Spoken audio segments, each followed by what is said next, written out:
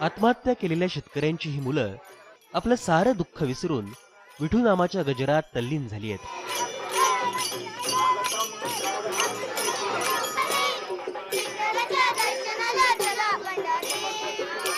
त्र्यंबकेश्वराच्या आधारतीर्थ आधाराश्रमानं या मुलांना मायेची सावली दिली. त्यांच्या पालन पोषणाची ही जबाबदारी स्वीकारली. इतकंच नाही तर त्यांना वारीचा छंदही लावला.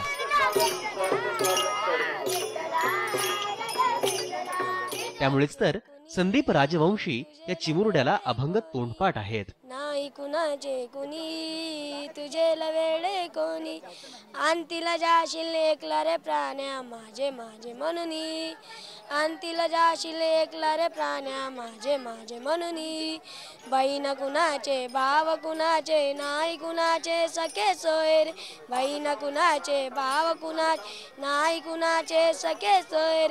गेल्या मागून सर्व राहिले तुटतील धागे दोरे, गेल्या मागून सर्व राहील तुटतील धागे दोरे. प्राण्या मायेच्या बाजा, प्राण्या मायेच्या बाजा.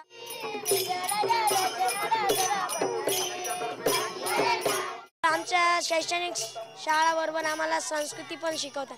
त्याच्यात आमचा हरिपाठ राहतो, आरत्या, पसायदान, ध्यान राहतं. म्हणून आम्हाला पकवास शिकवतात, टाळ शिकवतात, विणा शिकवतात आणि आम्हाला पावल्या पण शिकवतात. सुमारे 125 मुलं आधाराश्रमात शिक्षण घेतात. पुस्तकी शिक्षणाबरोबरच त्यांना वारीच्या निमित्तानं समाजात वावरण्याचं समाज शिक्षणही मिळतंय. त्याचा ही मुलं मनापासून आनंद लुटतायत.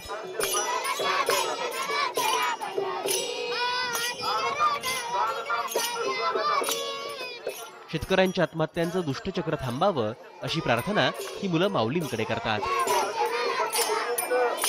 या महाराष्ट्रामध्ये कमीत कमी या मुलांसारखी कोणावरही अशी आत्महत्या करण्याची पाळी येऊ नये आणि अशी अनाथ बनण्याची पाळी येऊ नये अशा करता माऊलीला प्रार्थना करण्याकरता आम्ही या ठिकाणी आलेलो आहोत. विठू माऊली तू माऊली जगाची अशी साथ घालणाऱ्या वारकऱ्यांच्या साथीनं दिंडीत सहभागी होणाऱ्या चिमुकल्यांवर श्री संत श्रेष्ठ ज्ञानेश्वर महाराज आणि पंढरीच्या विठुरायाची कृपा कायम राहील हीच अपेक्षा.